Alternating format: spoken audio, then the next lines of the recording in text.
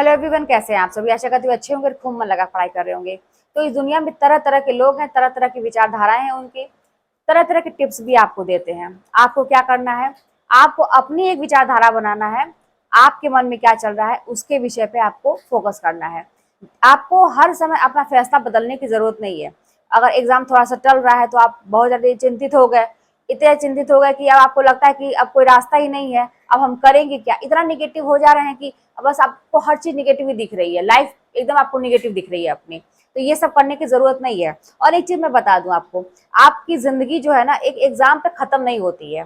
ये जिंदगी बहुत ही लंबी है और बहुत कुछ है इसमें हासिल करने के लिए, बहुत कुछ है। आप एक बार अपनी आंखों को घुमा के तो देखिए चारों तरफ, बहुत कुछ है हासिल करने के लिए। बस ये बात है ना कि आपको भटकना नहीं है, आपको बार बार अपने फैसले बदलने की जरूरत नहीं है। आज ये किया, कल ये कर लेंगे, कल ये कर लेंगे, अच्छा ये नहीं तो ये जो कहते हैं ना कि एक पैर एक मतलब कहते हैं कि दो नाव पे सवार होना एक टाइम पे, ये वाला काम बंद कर दीजिए। जो भी आपने डिसीजन ले लिया उसके लिए आपके मन में इतना तो होना चाहिए कि भाई जो मैंने फैसला लिया है वो मेरा, एक कहते हैं ना कि ब्रह्मास्त्र मैंने छोड़ दिया है और ये मेरी आखिरी लकीर यही है, अब इस ये बदलेगी नहीं। तो ये अगर ऐसा मन में लेके चलेंगे तो फिर आप देखेंगे ना कि जो भी बाधाएं आ रही हैं या डिले हो रहा है या जो भी हो रहा है, चीजें आपको नहीं तुरंत मिल रही हैं, तो आपका मन तब भी विचलित नहीं होगा। ये लगेगा कि हाँ ठीक है, अपनी तैयारी हम करते रह रहे हैं, करते रह रहे हैं। बहुत सारे लोगों को बहुत कंफ्यूजन है, इतना निगेटिव सोचने की जरूरत नहीं है। एलटी ग्रेड के बारे में आप लोग बहुत ज्यादा क्वेश्चन कर रहे हैं, खास खास करके विषय जो कॉम्बिनेशन है उस पे। हिंदी के साथ जैसे बहुत सारे लोगों का ये है कंफ्यूजन है कि ग्रेजुएशन में 2 साल हिंदी है तो क्या टीजीटी का भर सकते हैं कि नहीं, या एलटी ग्रेड का, या इंटर में नहीं है, किसी ने मैथ्स लिया है, बायो लिया है, मतलब नहीं है संस्कृत। तो मैं तो देखिए इतना जानती हूँ अपने टाइम में कि मेरा कॉम्बिनेशन जो था, मेरा ग्रेजुएशन में हिंदी था, 3 साल था। संस्कृत नहीं लिया था, बेवकूफ़ी तो मैंने भी की थी। संस्कृत से मैंने फिर एकल विषय से संस्कृत किया, कॉम्बिनेशन बन गया ग्रेजुएशन का। इतना जो नियम मुझे पता है, जो मैं मोटा मोटा जानती हूँ अपने लिए, वो मैं आपको बता रही हूँ। उसके बाद ये जब हुआ टीजीटी का, जब 21 वाला मैंने परीक्षा दिया तो पेपर बहुत हार्ड था, तो मुझे ऐसा लगा अंदर से हो रहा था कि नहीं होगा, मेरा नहीं हो पाएगा चयन, क्योंकि सभी लोग कह रहे थे कि नहीं होगा किसी का। तो यही बात है कि इतनी मेहनत करने के बाद अगर नहीं होगा तो रास्ते थोड़े ना बंद हो रहा है। मेरे सामने भी एक था कि एलटी ग्रेड के वैकेंसी आएगी, तो क्या हुआ कि अब लेकिन उसमें नया नियम ये था कि इंटर में संस्कृत होना चाहिए, ये मुझे पता चला। मेरा भी इंटर में बायो था, नहीं था संस्कृत। तो फिर मैंने, हार क्यों मानना है भाई, फॉर्म डाल देंगे, पढ़ के एग्जाम दे देंगे, नहीं पढ़ेंगे ऐसे एग्जाम दे देंगे तभी पास तो हो जाएंगे। इतनी नॉलेज तो हो गई है तैयारी करते करते। तो फिर वही बात है कि मैंने प्राइवेट ही इंटर में संस्कृत से डाल दिया और उसका भी मैंने एग्जाम दिया, वो भी मेरा निकल गया। एकल विषय मैंने बताया कि ग्रेजुएशन मतलब किया ही मैंने संस्कृत से। मैं हमेशा, अभी मैंने पिछले साल जस्ट मेरा कंप्लीट हुआ है एमए, मेरा एमए पहले सोशियोलॉजी से था ऑलरेडी, लेकिन हिंदी से नहीं था। तो नेट के लिए था कि हिंदी से मुझे ही करना था, मुझे उसी से करना था, तो फिर मैंने वो भी किया। 55% की बात थी तो मेरा बहुत ही अच्छा नंबर 67% के लगभग मेरा आया है, जो कि मेरी कोई तैयारी नहीं थी, वो जो पाली की तैयारी थी उसी आधार पर मैंने पेपर दिया था। तो बात ये है ना कि आपके लिए रास्ते नहीं बंद होते हैं। मैं तो आज भी इसी ताक में हूँ कि कौन सी, अभी थोड़ा सा ना मतलब 2-3 साल जब से घर का काम हो रहा है, बाकी चीज हो रही है, मेरा जीवन थोड़ा सा ठहर गया है। क्या है कि इस समय मैं व्यस्त हो गई हूँ, तैयारी के लिए समय नहीं दे पा रही हूँ, लेकिन ताक में हूँ मैं कि कोई भी मिलेगा तो मैं करूंगी। मेरे जीवन कहीं नहीं रुकता है। आप लोग इतना निगेटिव मत हो जाइए कि सब कुछ खत्म हो गया, मेरे जीवन में कुछ है ही नहीं। मानती हूँ कुछ लोगों की जीवन बहुत स्ट्रगल लिखा होता है, उनको कोई चीज टाइम से मिल ही नहीं सकती। मैं भी उसी में की हूँ, मुझे कोई चीज टाइम से नहीं मिलती। और अगर कोई चीज मैं सोच भी लूँ कि मुझे ये करना है, इतनी बाधाएं कि जब तक मेरे आंसू नहीं निकल जाएंगे, मैं परेशान होकर रोऊंगी नहीं, तब तक वो मेरा काम बनेगा नहीं। तो अब तो मैं जान गई हूँ, इस चीज को मैं माइंड कर गई हूँ कि मेरा कोई भी शुभ काम होगा उसमें बाधाएं आएंगी, मुझे रोना है, मुझे ऐसा लगेगा कि क्यों, कौन रोक रहा है इस चीज को, क्यों नहीं होने दे रहा है। लेकिन वो काम उसके बाद, तत्काल तो नहीं होगा, रुक जाएगा, लेकिन उसके बाद बहुत अच्छा होता है। ऐसा मेरे हमेशा, मतलब मेरे पर्सनल लाइफ को भी कहिए या ये भी कहिए, जॉब की भी कहिए या कुछ भी कहिए, हमेशा मेरे साथ ऐसा हुआ है कि तत्काल उस समय नहीं मिलता है, लेकिन बाद में बहुत ही ज्यादा मिलता है। तो अब मैं इस चीज को समझ गई हूँ, तो मैं परेशान नहीं होती हूँ।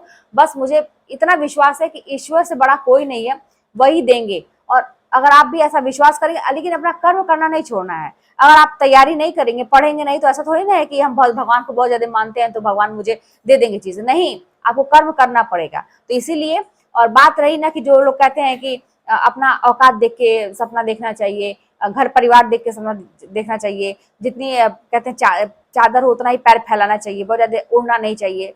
क्यों नहीं उड़ना चाहिए? क्यों नहीं ख्वाब देखना चाहिए? क्यों नहीं हम अपने घर परिवार में आज तक जो होता आ रहा है, क्यों नहीं उसको चेंज करना चाहिए? बिल्कुल करना चाहिए। कोई तो एक आएगा ना नेक्स्ट जनरेशन में जो उसको चेंज करेगा। अगर ऐसे ही सभी लोग सोचेंगे तो वही परिपाटी पे चलते, पुराने परिपाटी पे चलते सभी लोग जाएंगे, तो कहाँ से कुछ ग्रोथ हो पाएगा? तो ये नहीं, आपके अगर दिमाग में या मन में कोई विचार है, अगर आपको लगता है कि मुझे परिवर्तन की जरूरत है, मैं इस चीज को बदलूंगा, मैं इस चीज को बदलूंगी, बिल्कुल करिए। और ये जो बात है ना औकात की बात है, तो औकात किसी की कोई नाप नहीं सकता कि किसकी कितनी औकात है। बहुत औकात होती है, कोई दायरा नहीं है। आपके सक्सेस की कोई मतलब कोई दायरा ही नहीं है। आपके माइंड की मतलब कहते हैं ना कोई लिमिटेशन ही नहीं है, इतना ही मैं पढ़ूंगा तो मुझे याद होगा। अरे भाई आप करके तो देखिए, मतलब भगवान ने इतनी अनोखी चीज हमें दी है ना कि आप करके तो देखिए, बहुत सारी चीजें आपके सामने ऐसा लगेगा कि तो चमत्कार हो रहा है। और ये होती है चीजें कब? जब आप बहुत ज्यादा एकदम अपने कर्म में विश्वास करते हैं और रम जाते हैं अपने काम में, है ना। तो काम ऐसा हो जिसमें खूब मन लगे आपका। आप डिसाइड करिए ना, जबरदस्ती का किसी को मतलब बोझ वाला बात मत करिए कि कोई आपको जबरदस्ती कह रहा है ये फॉर्म डालो, कोई जबरदस्ती कह रहा है पढ़ो। नहीं, आपका मन क्या कह रहा है करने के लिए। आप अगर अपने मन से चूज किए हैं कि मुझे फॉर्म भरना, मुझे सरकारी नौकरी लेनी है, तो फिर दिल लगाइए वहीं पे।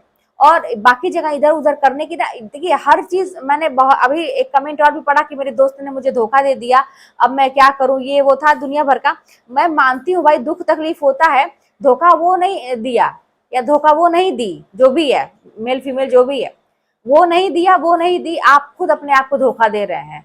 क्योंकि क्या धोखा देना भाई, जो आपका अपना चीज है वो तो आपसे जाने वाला है नहीं। अब जैसे मान लीजिए मैं माँ हूँ, मेरा बच्चा है ना, अभी फिलहाल की मैं बात कर रही हूँ, आगे का मैं नहीं जानती। लेकिन क्या ऐसा है क्या कि छोड़ के कोई चला जाएगा या मैं छोड़ के चली जाऊंगी, ऐसा कुछ है क्या? अरे नहीं है, ऐसा नहीं हो सकता। कुछ चीजें ऐसी होती हैं कि हमसे अलग नहीं हो सकती, जो मेरी अपनी है, जिस पे अपना अधिकार है।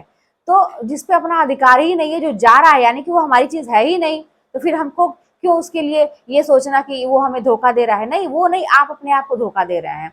अगर ये नौबत कब आती है?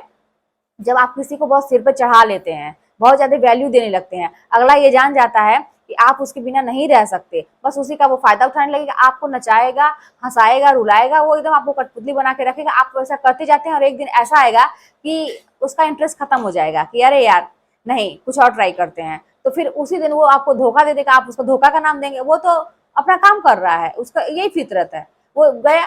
आप क्या कर रहे हैं? अब आप उसी के चक्कर में तो अपना जीवन बर्बाद कर रहे हैं। तो ये सारी चीजों में मत पड़िए। मानती हूँ मैं कि कठिन है, मनुष्य है, उसके हृदय में भाव होते हैं, उसको कंट्रोल करना, तो कंट्रोल करिए ना। अब बाकी लोग कैसे कर लेते हैं, बाकी लोग साधु सन्यासी कैसे हो जाते हैं, बाकी लोग बाकी चीजों में कैसे अपने आप को इतना कठोर निर्णय लेते हैं कि उसी पर अडिग रहेंगे, कैसे होता है? होती है चीजें, यानी कि चीजें तो होती हैं, हम नहीं कर पा रहे हैं, ये हमारी प्रॉब्लम है। समस्या कोई भी कब बनती है? जब हम किसी भी चीज को हैंडल नहीं कर पाते हैं, तो हमारी समस्या है। आपके जीवन में तमाम तरह की रोज हम फेस करते हैं, रोज हम समस्याएं फेस करते हैं, बहुत बड़ी बड़ी, लेकिन उसको हम हैंडल करना जानते हैं।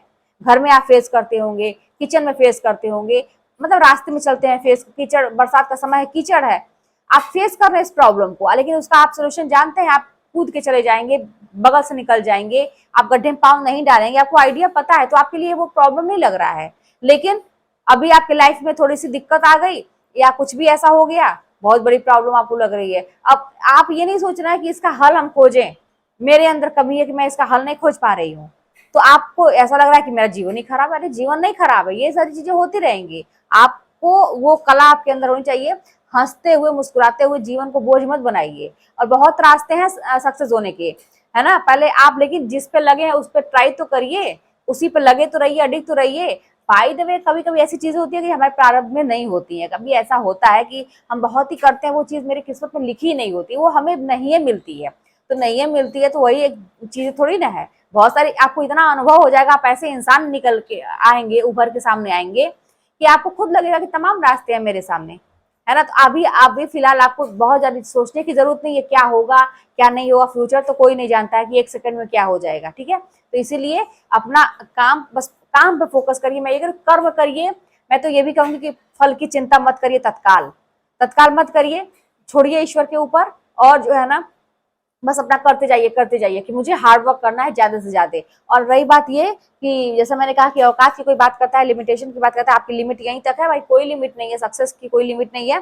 कहते हैं ना कि जितना चादर है उतना पाँव फैलाओ, तो नहीं भाई, अपना पाँव तो हम पूरा फैलाएंगे, अब उसी नाप का हम चादर बनाएंगे, है ना, कि अपने ख्वाब तो हम पूरे देखेंगे और उसी के अनुसार हम सारी चीजों को व्यवस्थित करेंगे, खुद कर लेंगे, करेंगे। ऐसा नहीं है कि हम पड़े रहेंगे, जो चीज मिल गई है उसी को अपना किस्मत मान लिए, नहीं नहीं, उसको हम बदलने की क्षमता रखते हैं और वो हम करेंगे। ठीक है, तो चलिए फिर मिलते हैं नेक्स्ट वीडियो में। कोई बात होगी तो कमेंट के माध्यम से बताइएगा, चैनल पर सब्सक्राइब कर लीजिएगा, शेयर करिएगा। मिलते हैं नेक्स्ट वीडियो में। हाँ, सब्सक्राइब बहुत सारे लोग नहीं कर रहे हैं, तो मेरा जो ग्राफ है नीचे जा रहा है, तो थोड़ा सा इस पे ध्यान दीजिए कि आप लोग सब्सक्राइब कर लेंगे तो मुझे अच्छा लगता है, और लाइक और शेयर करना जरूर मत भूलिए मत, क्योंकि मेरी वीडियो में वही चीजें होती है जो मैंने अनुभव किया है, कहीं से कोई उठा के डाली हुई चीजें नहीं होती हैं। फायदा होगा किसी को, और आप लोगों को भी नोटिफिकेशन टाइम से मिल जाएगा, और मुझे भी बहुत अच्छा लगेगा कि हाँ, पसंद की जा रही है मेरी वीडियो। तो आप लोग जरूर इतना, थोड़ा सा बिना मेहनत की चीज है, इतना जरूर करिएगा।